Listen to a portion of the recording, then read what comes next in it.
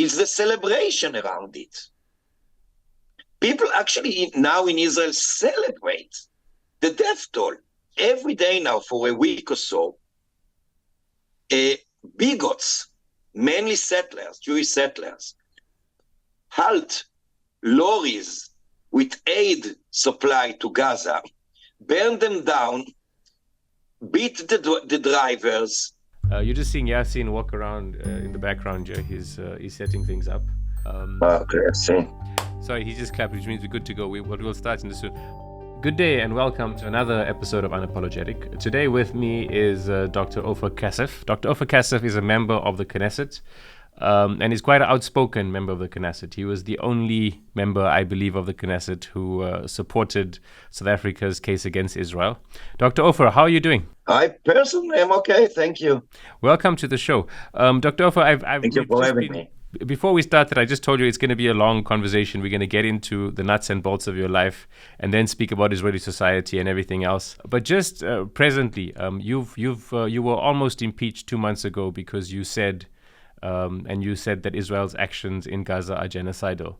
How has the temperature in the Knesset changed since then regarding what you said and also just the general temperature? Under this government, even before the massacre of October 7th and the massacre in Gaza afterwards, it was never easy. And under this government, which I must say it's a full-fledged fascist government, with Oswald Mosley-like components within it.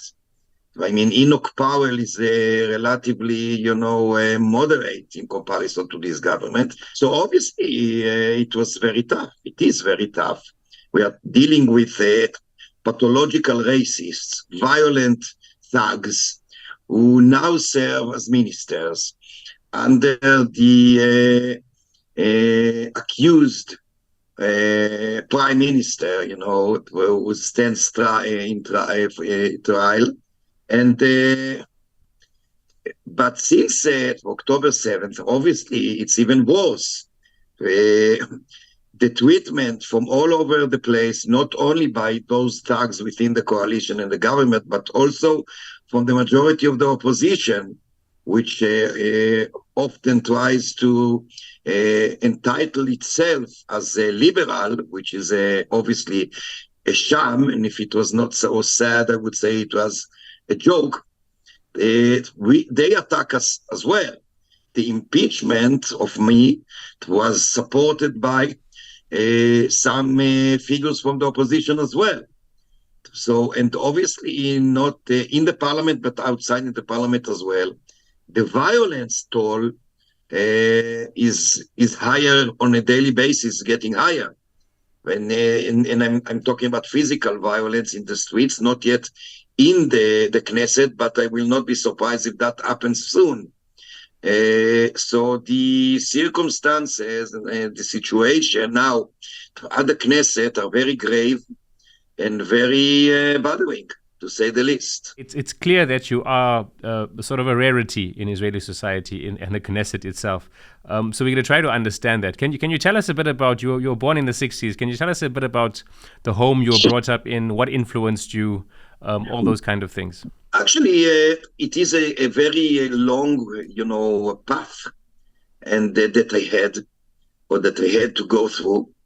I was born, first I have to say something on the macro level before I go deep into the micro level. Israel, as opposed to perhaps many people think they know, was never a real democracy, obviously first and foremost because it is based on ideas of Jewish supremacy. But on top of that, it was never liberal either for the very same reason, but also because there is this kind of a worship of Jewish sovereignty and control. And that takes also all the system is devoted to that, including the education system. Now, the reason I mention it is because I was born into a Zionist Labour Party supporters family. And that means my parents and my grandparents. So I was a victim, like most of the Jewish people in Israel, to this Zionist brainwash that takes place or carries out by the education system since day one, in the kindergarten, and obviously in the high school, and by the media, and especially by the peers, which, according to psychological researchers, especially in the last decades, those are the peers, are much more important in their influence and in crystallizing or consolidating one's ideas, beliefs, and identity. So I consider myself to be a victim of that. I began my long path towards breaking through and this brainwash and this, quite close bubble when I was about 15, 16 years old. I think it's very hard to me to, pinpoint the exact incentive, but I think it was because I began to read things that I was not exposed to before, not at school and not by the media.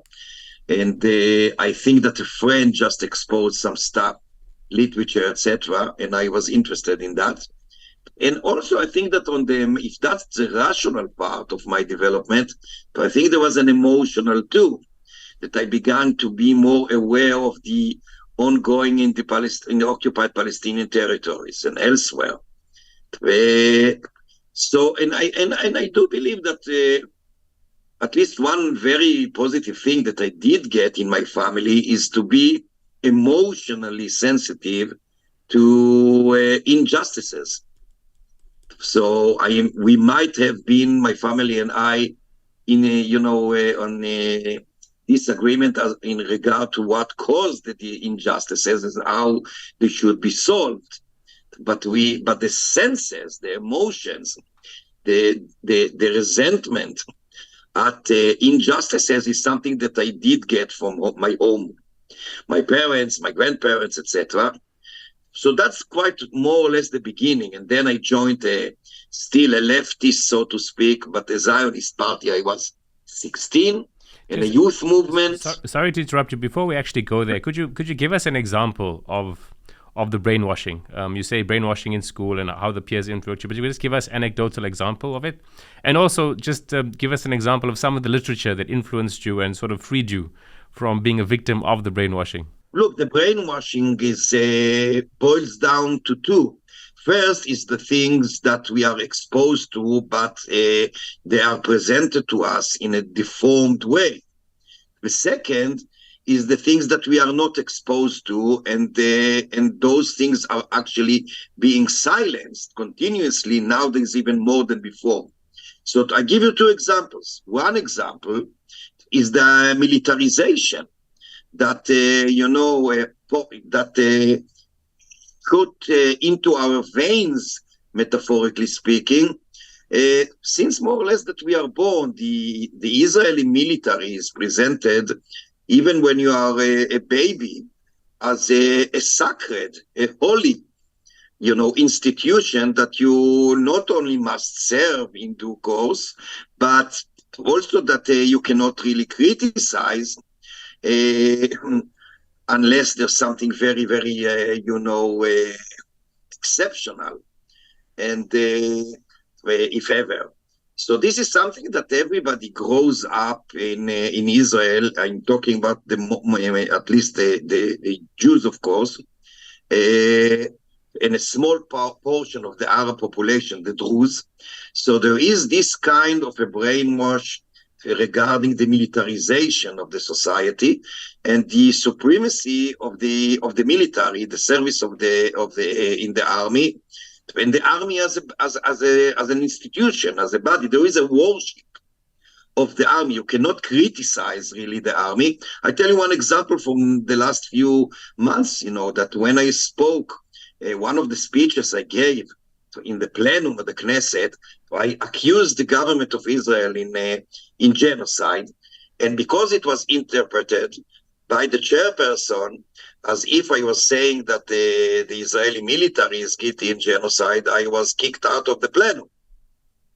And this is a case of a member of the Knesset that has immunity and freedom of speech, as it were, etc. And it's worse when people, when a so-called common people say something like that. So this is one example. Of course, there are many others.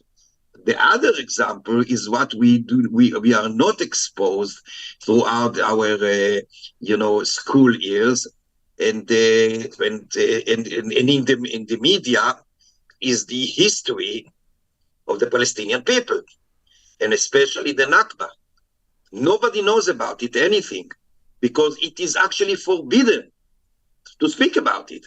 Now there is even a law that may fine a public institution if it raises the issue of the Nakba. Those are two, examples, but believe me, those are the tip of the iceberg because there are so many others. Now, the things that I was exposed when I was 15, more or less, I think that the first thing was, I think it's quite common, it was the Communist Manifesto. But there were others, and I can tell you about literature, which is not directly political, but it is implicitly political, such as Grapes of Wrath of with John Steinbeck, the terrible injustices during the economic crisis in the 30s in the United States. And this kind of stuff that I was exposed to and I was interested in reading, and some and cinema and films as well. I mean, especially political and social cinema that I was exposed to when I was about, as I said, 15, 16. And I think that's the thing that opened or blew up my mind, to start with. But it took many years for me to, break out of the brainwashing system. And for instance, when I was 18, I did go to the army, and I didn't see, any contradiction between my, developing, evolving views and service. Obviously, I regret that, and if I had to do it today, I would have not done it. But as a 18, I may say child, at least as a mentality is concerned, it was different. It wasn't easy. When I finished with the military service and I went to the university, so then obviously I was exposed to much more, not only literature, but also people. And then the first Intifada began, and I was summoned to serve in Gaza, and I refused. And I was the first soldier who refused to serve in the occupied Palestinian territories during the first Intifada. I was imprisoned. I was the first one. And I was supported totally by the Communist Party and Hadash, and then I joined them. And that's the beginning. And ever since, I've been a member of the Communist Party. I was altogether imprisoned 4 times for refusing to serve in the occupied Palestinian territories. And in the second Intifada, I refused to serve altogether, but I was exempted then. Okay, just for some context. So at 18, which I guess is in 1982, you joined the army. 84. 84. Yeah. So you joined the army. You served for a year or 2 years? 3 and a half years. And then while you're studying, and your undergrad was in what? What did you study? My major was politics and philosophy. Okay, so while you're studying, then 2 years into your degree, the Intifada then begins, or plus minus, and then you asked to serve in Gaza, and you refuse. Yeah. Okay, and then and how long were you in prison for the first time? 1 month. 1 month. Okay, so not very long, but I mean, you said 4 times you were asked to serve and you refused. Were you imprisoned every single time? Yeah. Okay, and then you basically immediately get into politics and join the Hadash movement. You did. I mean, we were talking beforehand, and you mentioned that you studied in London and you got your PhD, and you've studied philosophy and politics. How did you end up getting your doctorate in this process? Were you already a full-time politician, or what was the process? No. Actually, I spent 3 years in London. As I told you before, I was studying at the London School of Economics, and I was a teaching assistant as well there. So I had a course that I was teaching for 2 years and a half, something like that. And throughout those years in England, I was less active politically. I was active, but not as I was in Israel. I was a member of the SWP in England, the Socialist Workers' Party. And this period when you were studying, I'm guessing it's more or less while the Oslo process is occurring, or in the immediate aftermath of Oslo, like in the late 90s, I'm guessing. No, actually, it's a nice story, if you like, because Please, as I said before, I was the first person who was imprisoned for refusing to serve in the occupied territories in the first Intifada. But as a closure, the fourth and last time that I was imprisoned for the same thing was in September 93, when Arafat and Rabin met on the White House and signed the Oslo Accords. I saw this ceremony from prison. So that was a kind of a closure. I went to England to study at LSE only in 95, so it was after the Oslo Accords were signed. And quite 2 months or something like that after I arrived in London, Rabin was assassinated. So everything changed afterwards, that very quite soon afterwards, Netanyahu won the first elections that he did. And ever since, everything is in a continuous escalation. How did Israel change? The Israel you left 3 years before you go to London, and when you come back, did you notice a change in the society, or was it very peripheral and marginal, or was it, to you, it was a stark difference? No, look, I don't know if our viewers or listeners heard about Professor Isaiah Leibowitz. Professor Isaiah Leibowitz was an acclaimed and a well-known philosopher, and he had actually a PhD in 3 or 4 different topics. So he was also a philosopher, and he was a medical doctor, etc., etc. He was a unique guy because first he was a Jewish Orthodox, a religious Orthodox, but he was, as far as politics is concerned, quite a radical leftist. He was a kind of a guru of those who refused to serve in the territories. Now, I mentioned that because he actually said already in September 1967, 3 months after the occupation of Gaza Strip, East Jerusalem, and the West Bank, that if Israel doesn't give back the territories, it's going to turn into a fascist state. So to a great extent, he actually anticipated what we are experiencing now. Now, some years later, he coined the term Judaeo Nazis. And he said, and he was, of course, obviously, he was criticized very sharply and profoundly.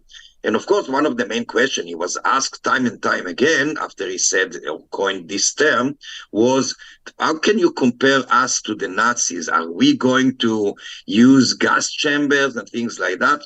So his answer was a double.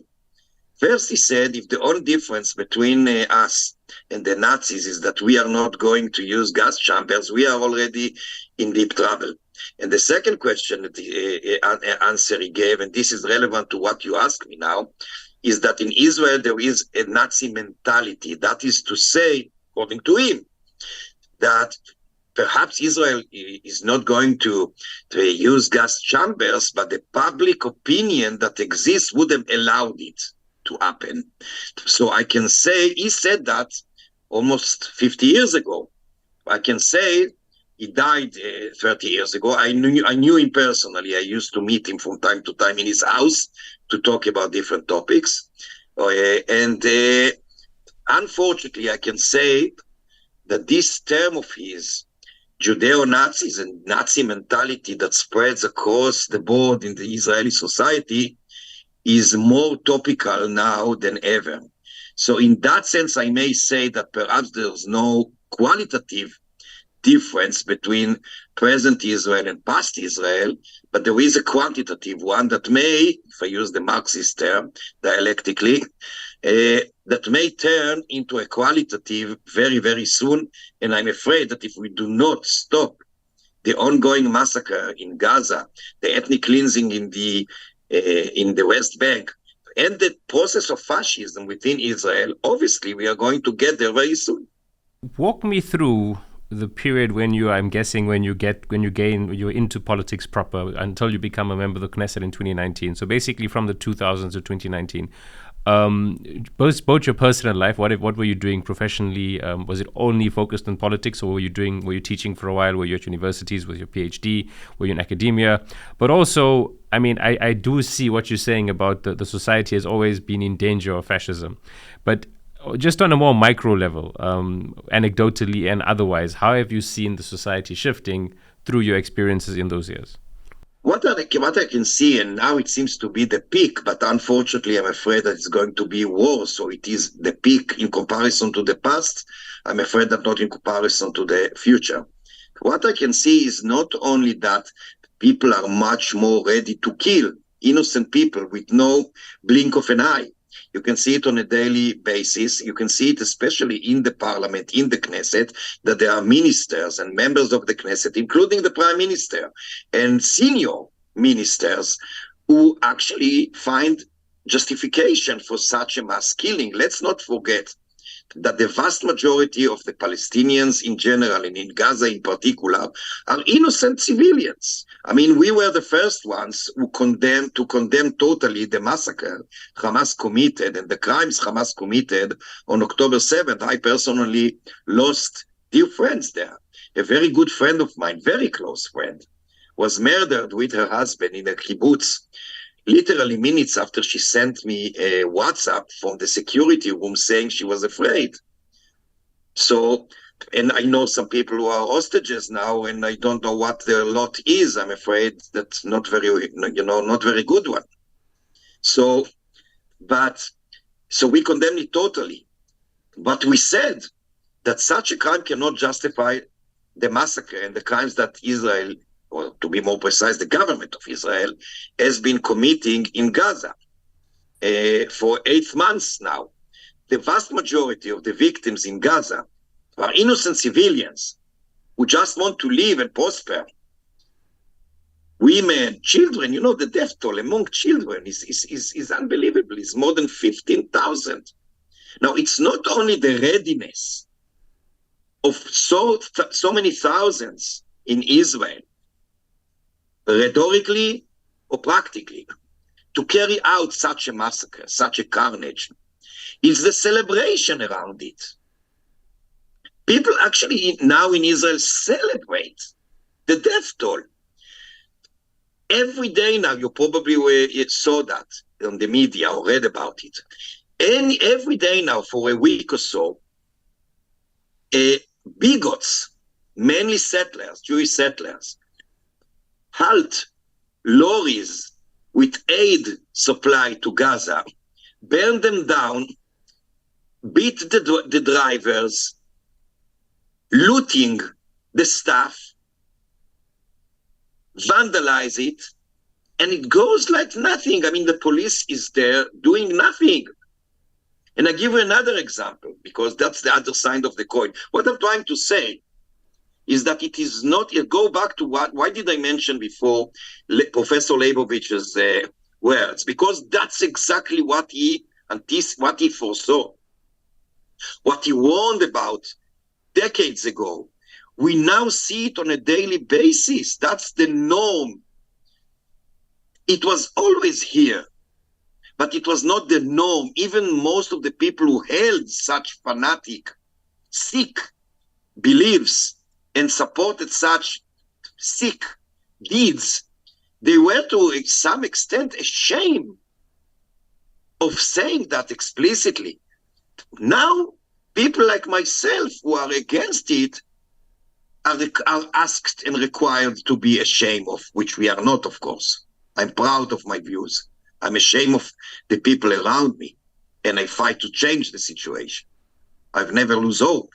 Our Churchill said, we shall never surrender, we shall never surrender. But what I'm trying to say is that the norm now is like Leibowitz foresaw ages ago. Now, it's not only vis-a-vis the Palestinians, it's also vis-a-vis democratic Jews within Israel, and even the families of the hostages. I'll give you one example that happened yesterday evening. I was there. At the same time that lorries are, as I said before, are stopped by those bigots, and the drivers are beaten, and the staff that is added to aid the starving, or the starved, actually, Palestinians in Gaza. And they are, as I said, those bigots vandalize the aid supply and loot it, and set fire in the lorries, and the police doesn't do anything.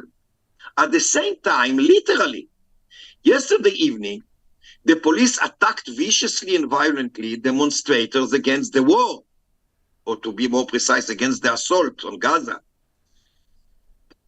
including families of the hostages, with horses, with water sprays, you know, the strong ones, I don't know how to call it, with they beat us. And at the same time, by the way, two dear to my heart, a pair, two Israelis, who lost 6 members of the family in the carnage of Hamas. A man and a woman, elderly, they lost their daughter, 3 grandchildren, the husband, their son-in-law and his mother. 6 were butchered by Hamas. And they demonstrated against the war and against the government yesterday. They were viciously, brutally attacked by Netanyahu supporters who hit them.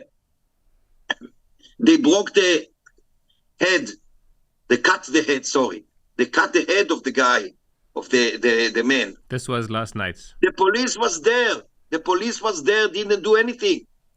Afterwards, they arrested the attacker and released him after a while. That's Israel. And that's fascism.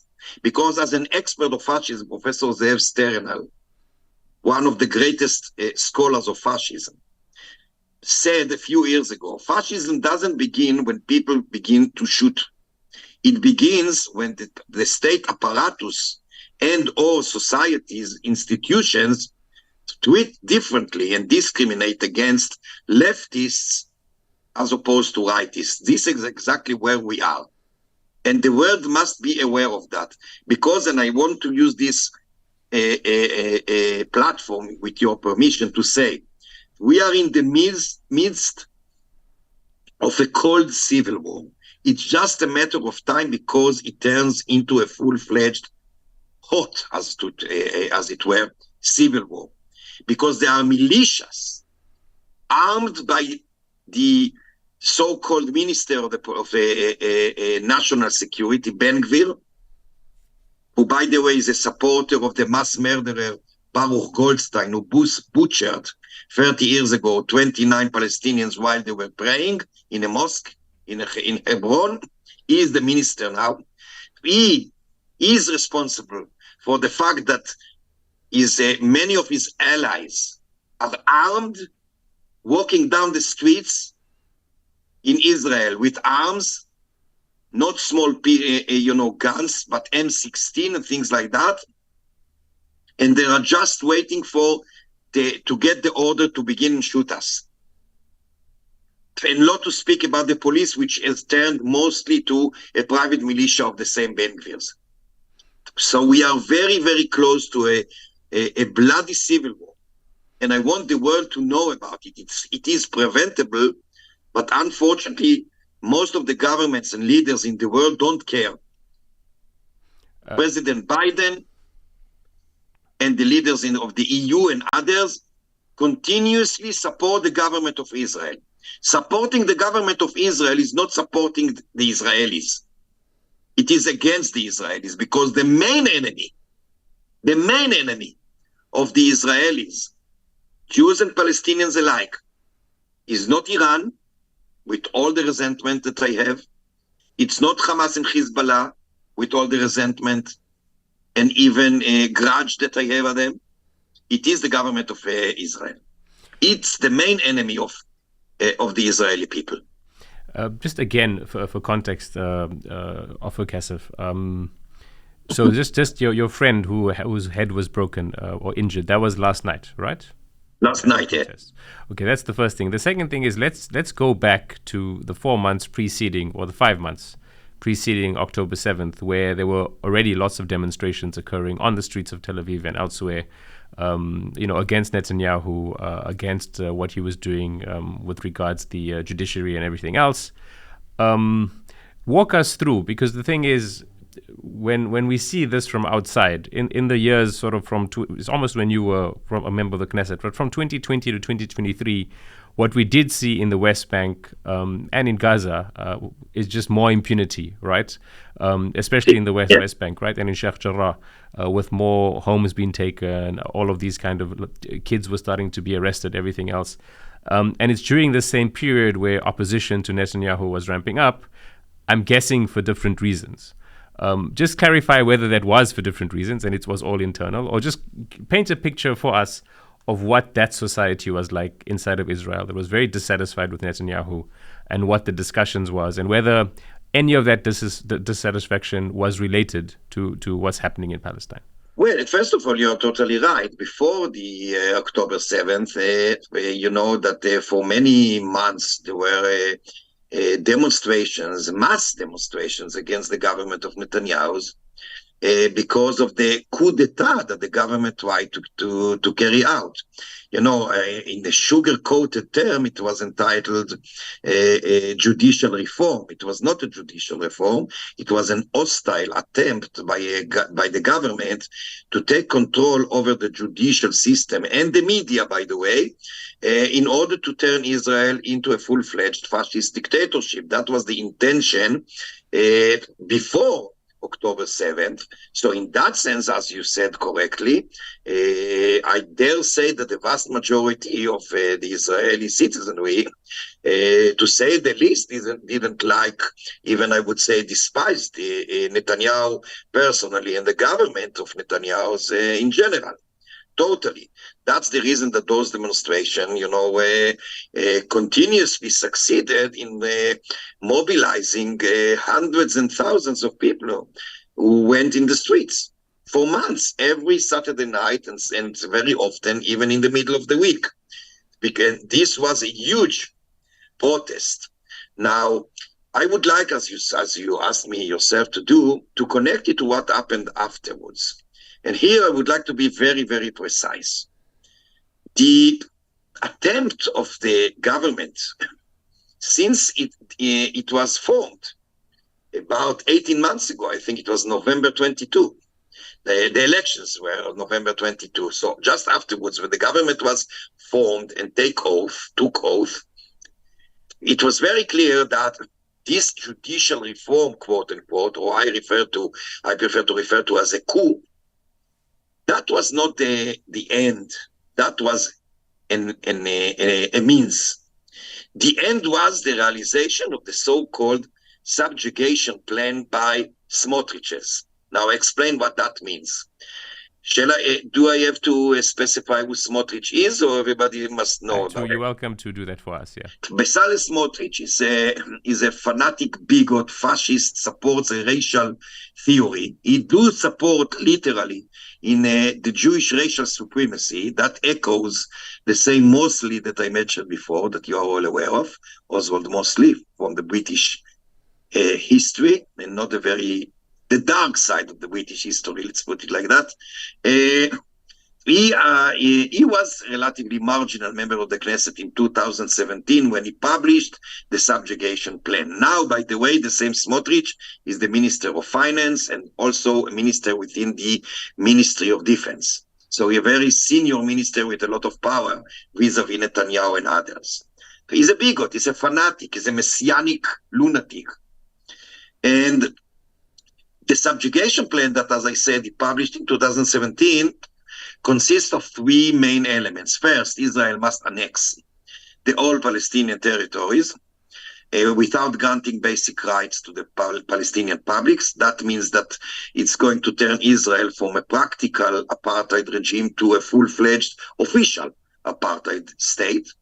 The second is that those Palestinians who are not going to accept their lot as subjects rather than citizens, and I would say even second-class subjects, are going to be expelled from their homeland. And third, those Palestinians who are going to be engaged in resistance to the apartheid system are going to be killed. Everything is part of this subjugation plan. Now, the coup that the government tried to carry out before October 7 was the means to realize this plan of Smotrich's. They failed because of the protest. But the 7 of October massacre by Hamas was picked up as a fresh fruit by the government. That is to say that the government used this terrible crime by Hamas as a justification, an excuse to continue with what the government didn't succeed to realize before October 7th. So the genocidal assault on Gaza, the ongoing violent ethnic cleansing, deadly ethnic cleansing in Gaza, in the West Bank and East Jerusalem, and the political persecution and silencing of the real opposition, and especially of the Palestinian citizens within Israel, are the three components of the subjugation plan. That's how we have to analyze the situation and understand it. It has nothing to do with the security of Israel and the Israelis. I want to be very clear about it. The excuses that the government gives to this criminal assault on Gaza is that after the massacre of October 7, Israel needs to get rid of Hamas, to eliminate Hamas. Some, by the way, very clear say, including ministers and members of the Knesset, let alone others, clearly and implicitly have been saying that Gaza is to be exterminated. So, but others say that it is, as it were, against Hamas. But it has nothing to do with eliminating Hamas, as it were. It has nothing to do with the well-being and releasing the hostages who are suffering and dying in Gaza. And it has even nothing to do with the security of the people in Israel. It has everything to do with the crazy, messianic, fascist plan of Smotrich and his thugs. That's how we have to understand it. We have to oppose the assault on Gaza, first and foremost because of the terrible death toll that goes on there of civilians, but also because it sacrifices the Israelis, the hostages, even the soldiers, and it put the Israelis at risk altogether. We are actually the ones, as opposed to the incitement, that takes place against us, we are actually the ones who really care about the well-being of everyone between the river and the sea. Jews and Palestinians alike, Israelis and Arabs alike. We want everybody to thrive. We want everybody to live, first and foremost. We do our best to save lives of everyone. Palestinians and Israelis, Arabs, Jews, everybody. As opposed to the government, and Netanyahu in particular, who sacrifice us on the altar of their own existence and the subjugation plan. Okay, I want to start talking about in a minute or so about the sort of the global response, all the protests that are happening and outside of Israel, and how that's impacting Israeli society or potentially the Israeli government's actions in Gaza. But before that, if you were in charge of Israel or the prime minister on October 7th, what would your response have been? The first thing to do, first of all, I dare say that if I was there, perish the thought, is that such a carnage would have never occurred, because if I was the prime minister, for sure, one of the first things I would have done is to totally ending the occupation and the oppression of the Palestinian people and doing the best in order to establish a Palestinian independent state alongside the state of Israel.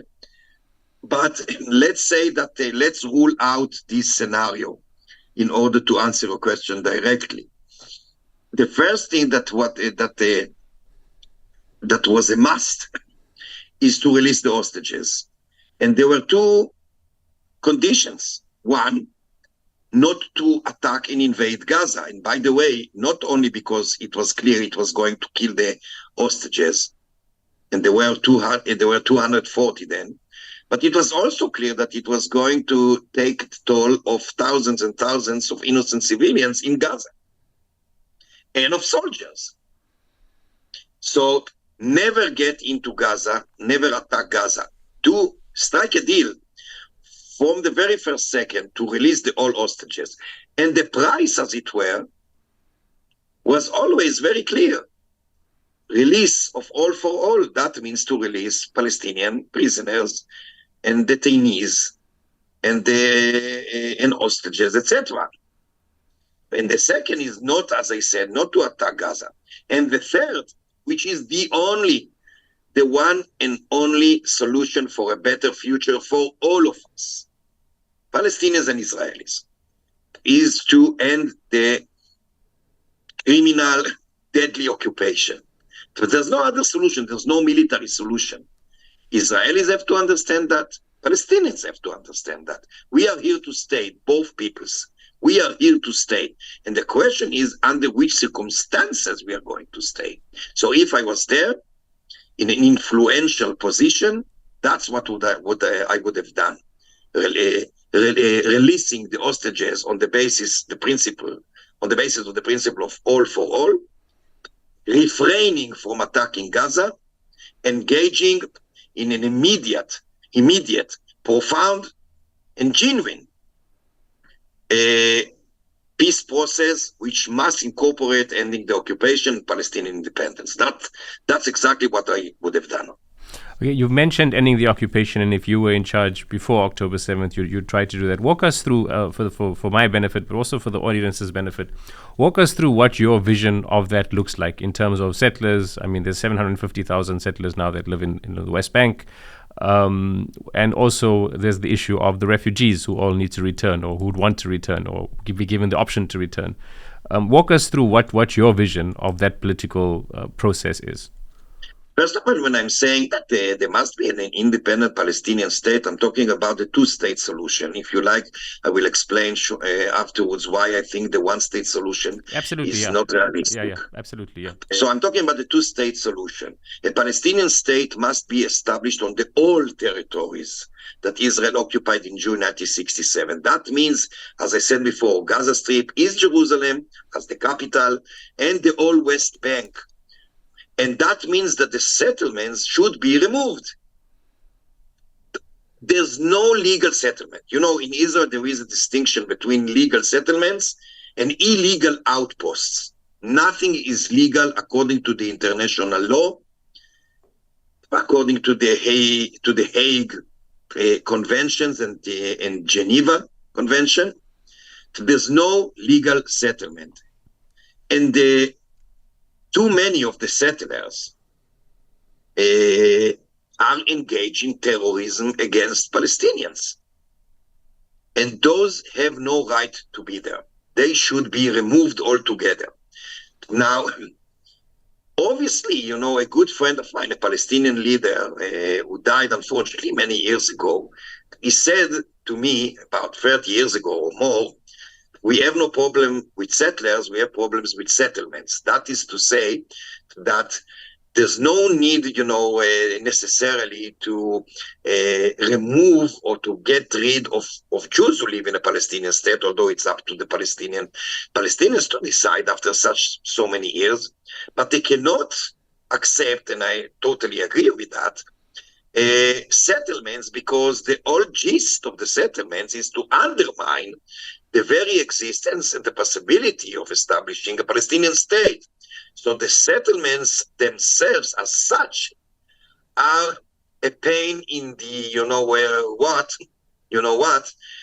in order to harm and prevent the rights of the Palestinian people from self-determination. Settlements cannot stay there. Individual Jews, that's up to the Palestinians to decide, given the complexity of the situation, not because it is ideal or non-ideal. That's another issue. Just in the scenario where, sorry to get into details, but it's kind of one of those conversations that required, but in the scenario where if the Palestinian state had to offer these settlers allowance to live, I'm assuming they then become Palestinian citizens. They become citizens of the state of Palestine. That's what I mean. Yeah. That's what I mean, of course. So now, the Communist Party and me and Hadash, and obviously me as part of them, as a member, we've always supported the right of return. Also, when we say that the Palestinian refugees must be entitled to return in accordance with the United Nations resolutions. And that should be achieved upon consent of everybody who's involved. But basically, I do accept the right of return. I must say that one evil cannot be, solved by creating another evil.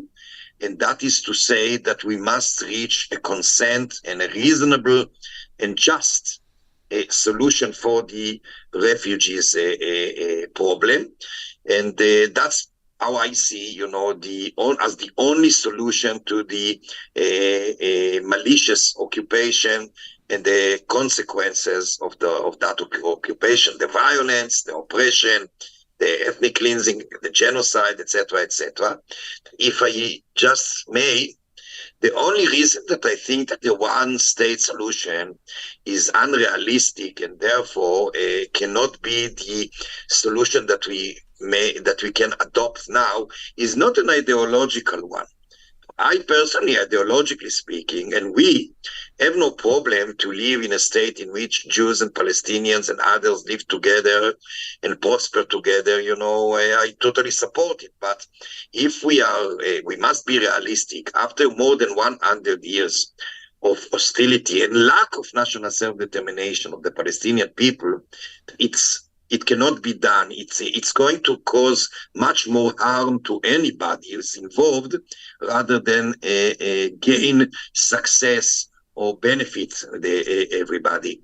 So I think that the two-state solution is the only reliable now at the moment, but it doesn't exclude the possibility of transforming those two states in the future into one state or federation or confederation or what else or something else upon the consent of everybody. I think one or two states, I think it's up for the Israelis and the Palestinians to figure out, but I just think it's a very difficult... But don't forget, I am an Israeli. No, absolutely. Hence, I mean, I don't have skin in the game, but I mean, I do see that I think the core thing is if there's no justice achieved, it would be very challenging, but achieving justice in itself is so difficult because there's so many things that then need to be accounted for. And justice is by definition universal. That means that everybody should feel that justice has been achieved. And because that's another reason why I think that the two-state solution is the one that we should adopt at the moment, unless circumstances change. The Communist Party supported one-state solution until more or less the middle of the 40s. But it changed its attitude towards two-state solution because the circumstances changed. They may change again. Now, turning to what's happening in Gaza at the moment. There's been it's almost been about 2 months, I would say, that there's a cloud hanging over a potential full-scale invasion of Rafah. Right, to some extent, a low-scale, not an invasion, but the operation, right? To some extent, a low-scale operation has been in effect since the 7th of October, and it's been slowly sort of accelerating over the last 2 months. There's clear rhetoric from many Israelis inside the Knesset and the society that they want this operation to occur. There's also opposition that's mainly based around the safety of hostages. To what extent do you think international pressure is determining what happens, and what do you think? Do you think a full-scale operation is going to occur or not? And if so, why will it occur? What will sort of give impetus to it? And if it doesn't occur, what's going to kind of keep it in check that it doesn't occur? Well, as I said before, the whole assault on Gaza, the only incentive is not the security of the Israelis, but and not releasing the hostages or the well-being of the hostages. The only trigger or incentive of this fascist government in invading and assaulting Gaza altogether and Rafah as part of it at the moment is, as I said before, the very survival of the government, because Netanyahu knows that if he doesn't, or if he didn't do that, so the more fanatic, as if he wasn't, yes, but the more fanatic and bigots within his government are going to, leave the government. And once the government falls, Netanyahu knows that the road between his house and prison will be much shorter. That's the only reason that he cares about. You must understand, Netanyahu is a psychopath. At least I'm not a psychiatrist, so I do not mean, pathologically, because I have no tools to determine that. I'm talking psychopath in his behavior. He doesn't care about anyone but himself. He's ready to sacrifice everything, including the Israelis and the Israeli society, let alone the Palestinians, for his own sake. And that includes invading and assaulting Rafah. That's the main issue, the main trigger. The other one, as I said, as far as those fanatics are concerned, is the subjugation plan. So it has nothing to do with security. It has nothing to do with the well-being and life and saving the lives of the poor hostages. It has nothing to do with the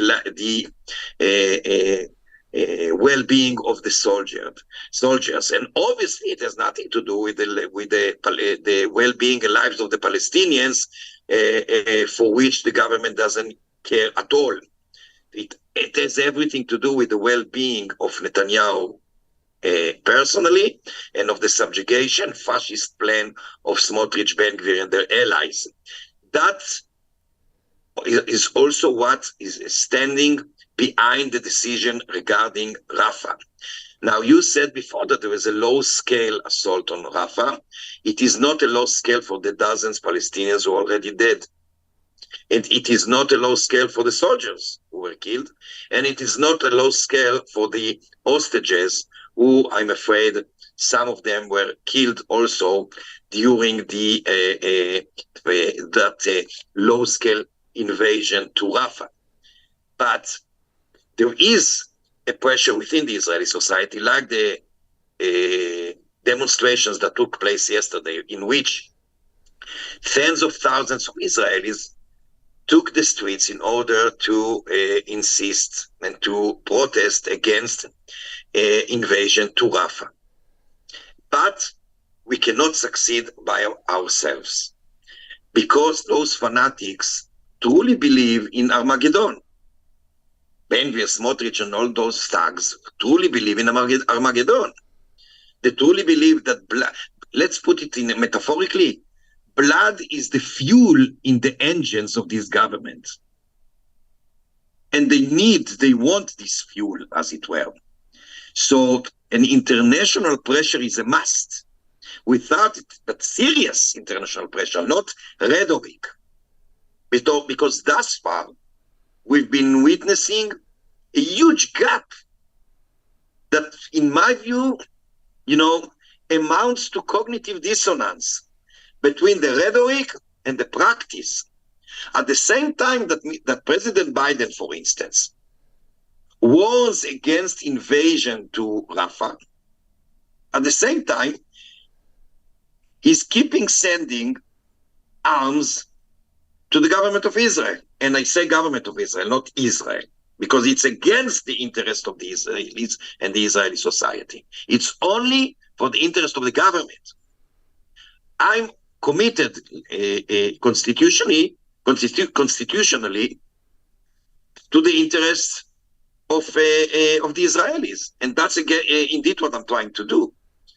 Part of it is being moral, because morality is the interest of our society. And there's nothing more far from being moral than this horrific government. So we do need international pressure, not only rhetorically, but practically.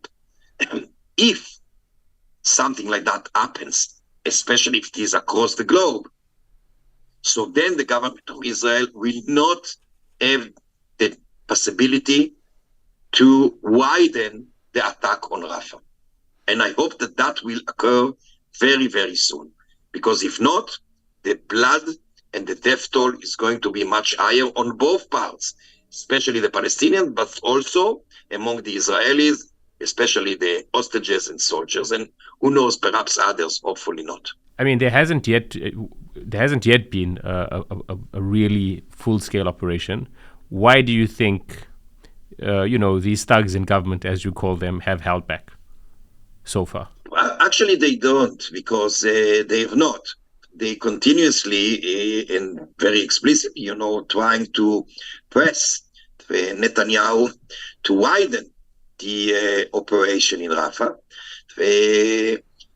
And by the way, it is terrifying and shameful to see that even someone that is regarded wrongly, in my view, as a moderate, and I mean Minister Benny Gantz, yesterday in a speech in which he gave Netanyahu 3 weeks before they leave the coalition and the government, he insists on a wider operation in Rafah. And he's supposed to be the moderate and reasonable one. That shows you, by the way, what's the hegemonic situation in Israel, which is terrifying. But as I said before, thousands and thousands, tens of thousands of Israelis still take the streets to protest against such a scenario. But still, the risk is very alive. In such an operation may be around the corner, because Netanyahu is under huge pressure from those fanatics, and he may, surrender because of his own good interests in, and only that. I want to just kind of clarify maybe the question again. Based on what you're saying, it seems like every indication is that the Israeli government would want to continue the operation and widen it. The subjugation plan, Netanyahu has to stay in power. There's a disregard they haven't yet. Is this because they fear that what's tipping the balance? Is that they fear that if they do, finally then international pressure will come to bear down? Or is it that the bigger question for them is the society and the protesters inside of Israel? What sort of, from your perspective, is the equation that they're trying to balance out as to when and how and if? Because it does seem like all just judging from their various motivations and their various ideologies, they'd want to widen the operation as soon as possible. So what sort of is working out? What's that equation? I think the equation is the right concept to use. I think that Netanyahu himself tries to find the equation, the balance between the rhetorical, as I said before, only rhetorical, unfortunately, pressure from Biden's administration and some other elements in the international community, and the pressure from within his own coalition. So he tries to keep this balance, not to make the Americans too nervous and crazy at him, but at the same time, not to break the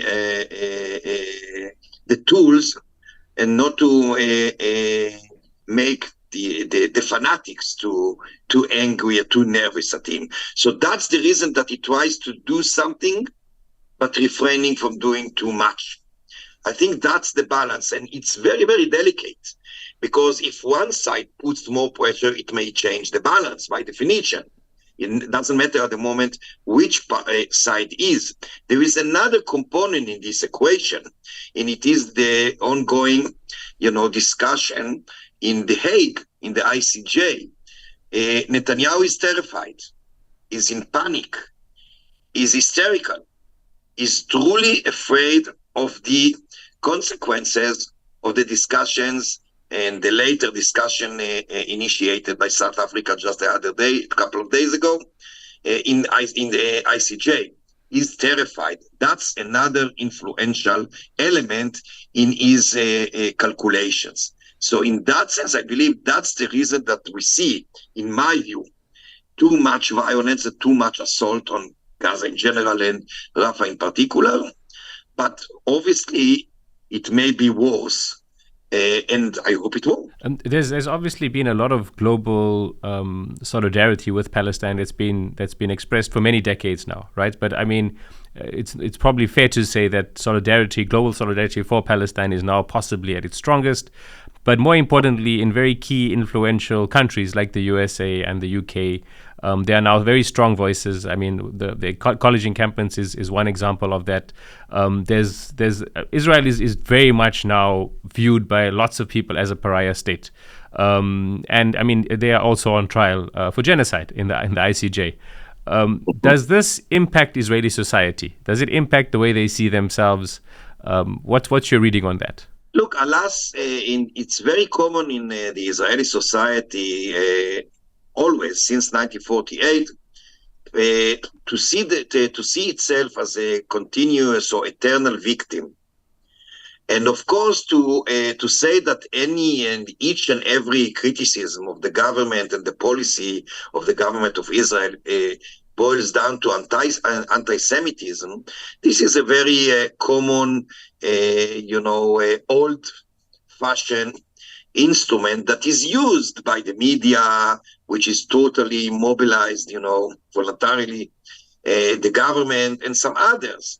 If you could see and understand how the Eurovision was broadcasted here, you would be in shock, because the language, the ongoing whining, that everybody hates us, we are so poor, we are the eternal victims, we are entitled to do whatever we like, we are the most moral society, army, or whatever in the world, that goes on. That's the ancient instrument that has been used by formal, official institutions, including the government, of course, in Israel, and even unofficial ones.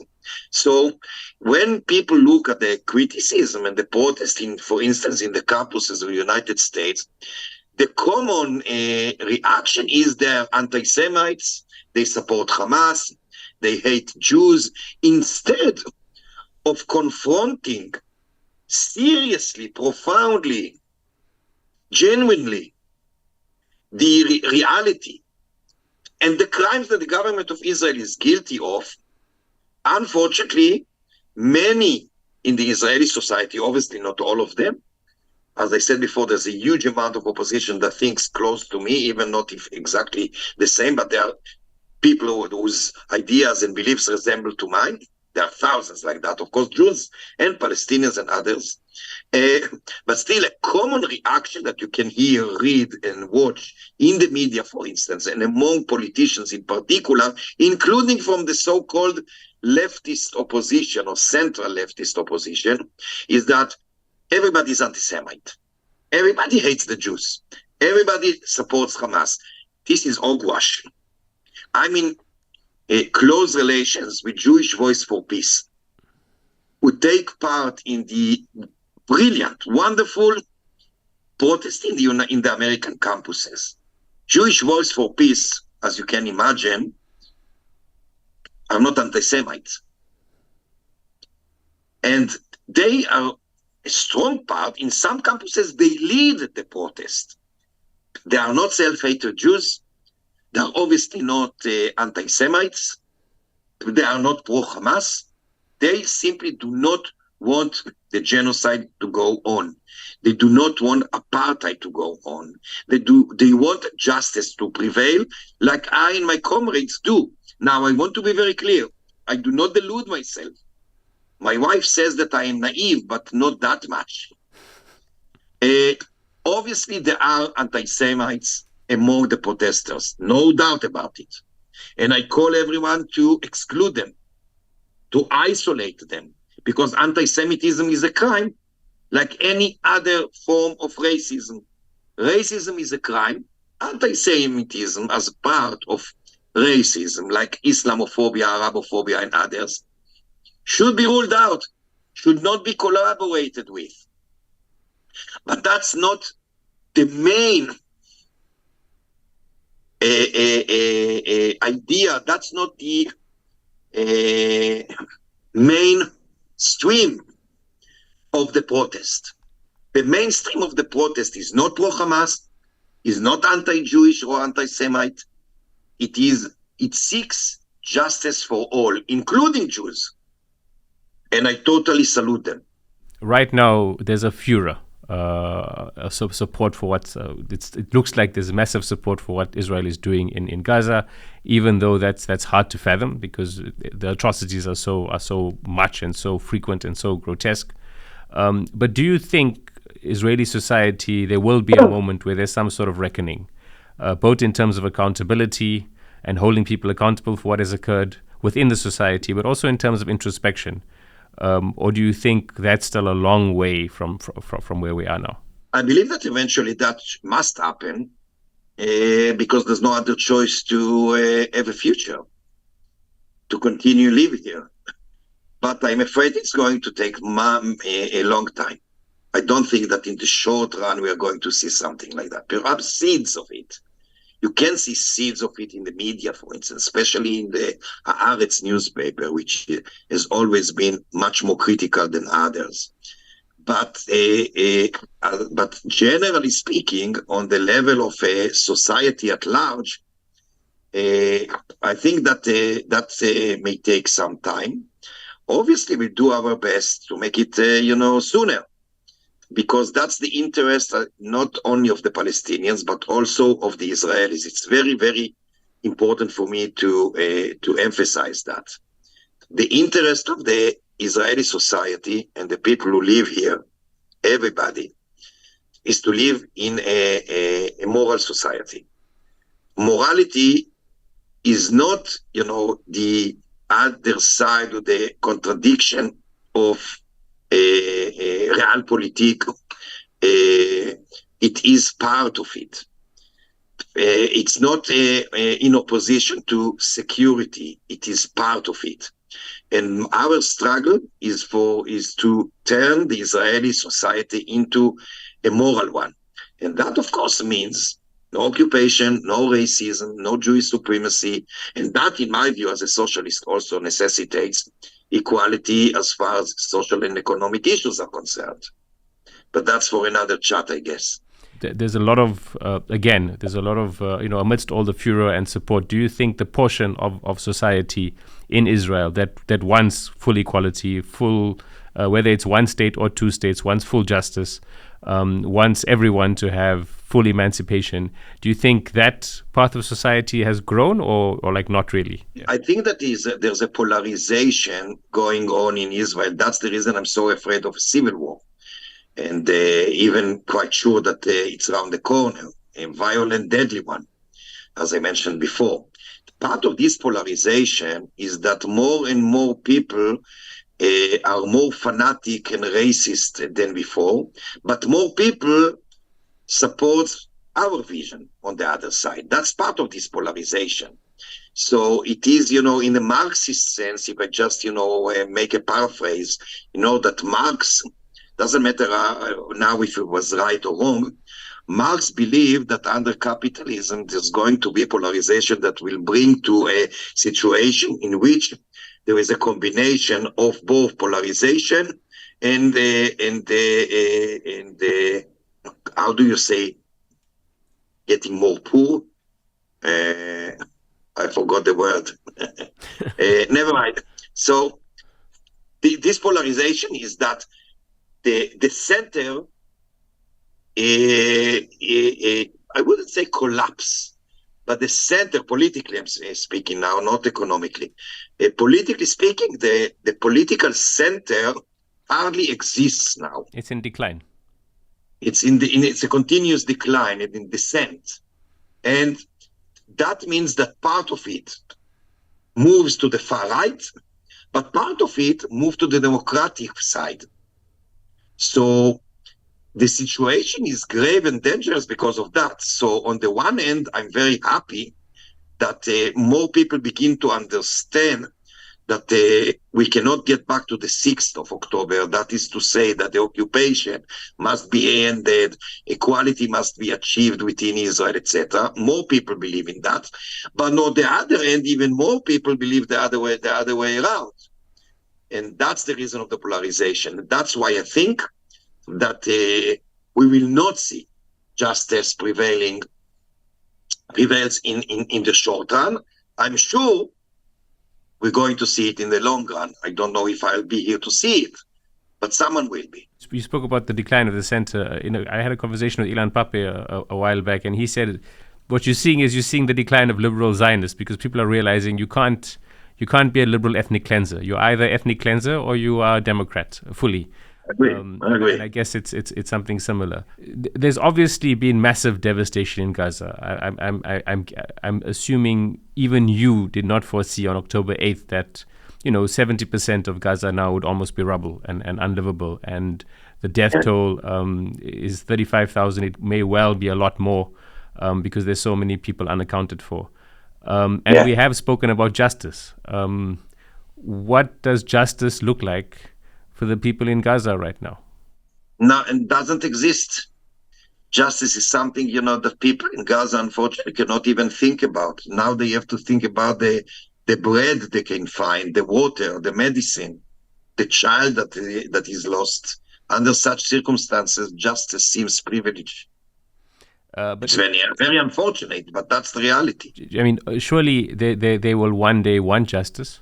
Obviously, they want justice, but we all want justice. I mean, my comrades, but I'm speaking about millions of people who have nothing to eat, who are starved intentionally by the government of Israel, who are butchered, who are expelled, whose lives are totally in ruins.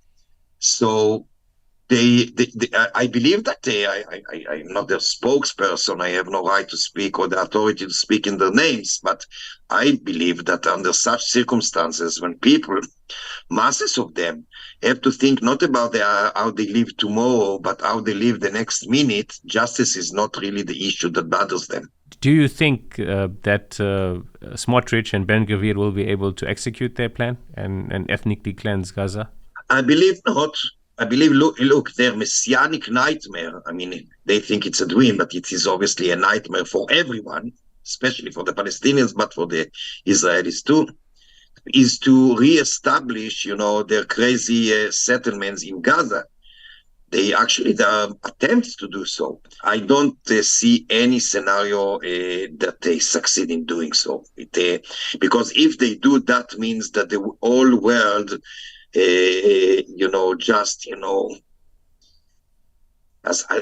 that the whole world is so, to say immoral, is understatement. I mean, that's to allow something like that to even begin. It's something I wouldn't like to even imagine. That would be beyond any nightmare or disaster I could imagine. I don't believe that something like that can happen. I believe that, unfortunately, because of what we discussed before, that if still the international community, especially the so-called powerful ones, like the EU and mainly the United States, don't put much more pressure. So if The Hague doesn't rule that the assault should be stopped, and afterwards, if the Americans, veto such a decision in the Security Council, so then that will pave the way for those bigots like Ben Gvir, Smotrich, and many from within the Likud party to widen the assault on Rafah. And that means, that the death toll of the Palestinians, of the Israeli hostages, and of the Israeli soldiers is going to be much higher. I simply hope that won't happen. Look, I think that the cards now, as it were, are in the hands of Biden. Why? Because I believe, again, I may be wrong, but I hope not. I believe that the ICJ will rule in the next few days, I guess 1-2 days, that the so-called war in Gaza must stop. Israel will not comply. Then it will go to the Security Council. I imagine that the vast majority of members in the Security Council will uphold the rule of the ICJ. And then the question is whether the United States veto or not. If the United States doesn't veto, that's a totally new era and the beginning of the healing. If the United States veto such a decision in the Security Council, that will first make the Biden's administration, even more so, a total complicit, a total partner to the massacre that goes on in Gaza, and that will never be forgiven and should never be forgiven. And then it will, as I said, pave the way for much more bloodshed to come. I hope that won't happen. Dr. Ofer Cassif, thank you so much for your time. Thank you for having me. It was fascinating for me, and thank you for the chance to raise a voice. No problem, and best of luck fighting the fight in the Knesset. Thank you so much. All the best. Thank you. Bye-bye. Bye-bye.